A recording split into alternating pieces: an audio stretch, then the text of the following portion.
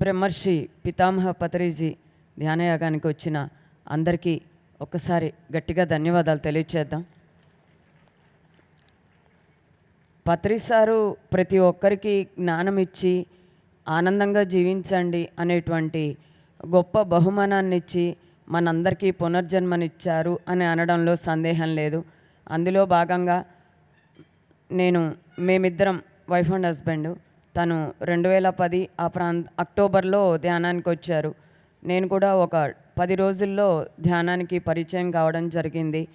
అక్కడ మనందరికీ పరిచితులమైనటువంటి doctor D Revathi Devi madam గారి ఆధ్వర్యంలో ప్రతిదినము స్వాధ్యాయము, సజ్జన సాంగత్యము, సామూహిక ధ్యానం జరిగేది.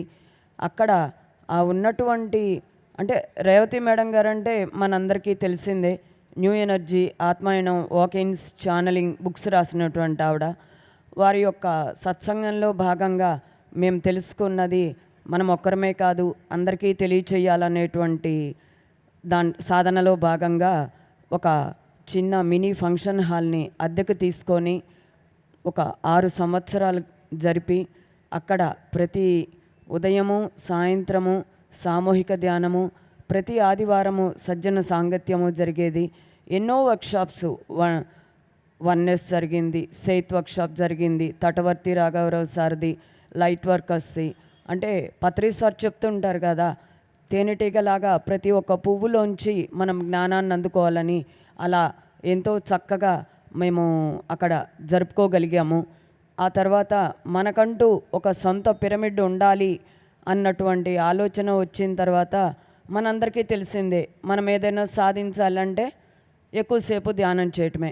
అలా ప్రతిరోజు 2 గంటలు ధ్యానం చేసి ఎలాగైనా మాకంటూ ఒక సొంత పిరమిడ్ కావాలి అనేటువంటి ఆశయంతో రేవతి మేడం గారి ఆధ్వర్యంలో మేమందరము ధ్యానం చేశాము.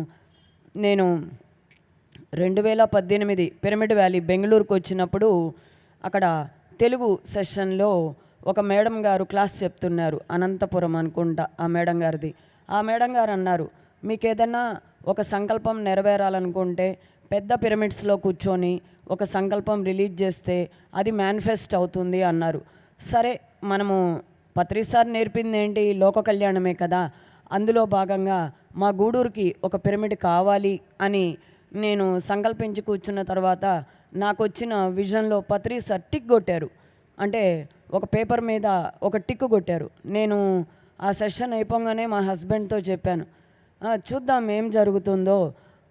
అయినా పిరమిడ్ కట్టుకోవాలంటే మనకు ఒక ప్లేస్ కావాలి కదా, అది ఎవరైనా ఫ్రీగా ఇస్తే బాగుండు అని అన్నారు. నేను అన్నాను, మనము ధ్యానం ఫ్రీగా చెప్తున్నాం కదా, చూద్దాం ఏం జరుగుతుందో అని అనుకున్నప్పుడు ఆ చుట్టుపక్కల ఉన్నటువంటి ఎన్నో ప్రదేశాలు చూడడం జరిగింది. అందులో ఒక రెగ్యులర్గా ధ్యానానికి వచ్చే తల్లిదండ్రులు 2 ఉంటే వారిని అడిగారు మా వారు, అమ్మా మీ అబ్బాయి రియల్ ఎస్టేట్ వ్యాపారం చేస్తారు కదా, మాకు ఏదన్నా సైట్ ఇప్పించగలరా అంటే తక్కువ రేటుతో ఈయన అడిగింది. ఆమె నాకు తెలియదు బాబు, మా అబ్బాయిని అడుగు అన్నప్పుడు ఆవిడ దగ్గర ఫోన్ నెంబర్ తీసుకొని వారితో మాట్లాడినప్పుడు, మీరు సోషల్ సర్వీస్ చేస్తూ అంటే ఇక్కడ క్యాస్ట్ లేదు, ఏమీ లేదు, ఎవరైనా ఎప్పుడైనా ఎక్కడైనా వచ్చి చేసుకోవచ్చు అనేటువంటి ఫ్రీ సోషల్ సర్వీస్ కాబట్టి నేను ఒక 33 అంకణాల ప్లాట్ని ఫ్రీగా ఇస్తున్నాను అని తెలియచేశారండి.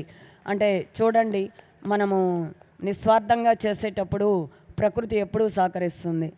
ఆ తర్వాత 2018 జూన్ 13న పత్రి సార్ దానికి శంకుస్థాపన చేసి, మీరేమన్నా పేరు పెట్టుకున్నారా పిరమిడ్కి అన్నారు. మేమేం పెట్టుకోలేదు సార్ అంటే, అయితే బుద్ధా పిరమిడ్ అని పెట్టుకుందాము అని అన్నారు.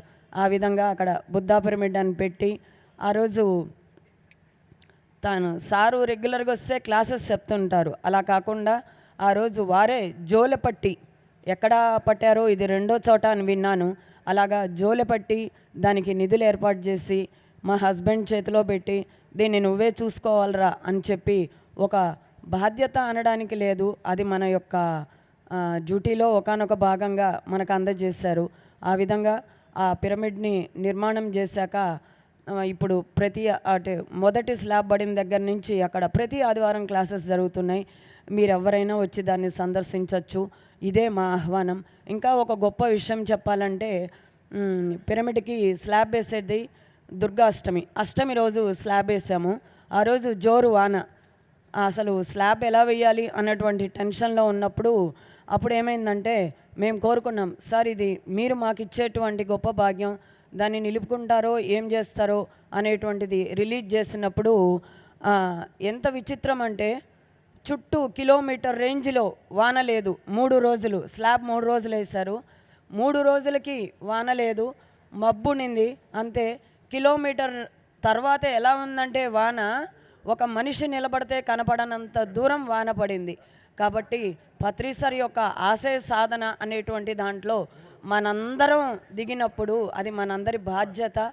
అలా దిగినప్పుడు ప్రకృతి మనకెంతో సహకరిస్తుంది అనేటువంటిది ఒక గొప్ప ఉదాహరణ.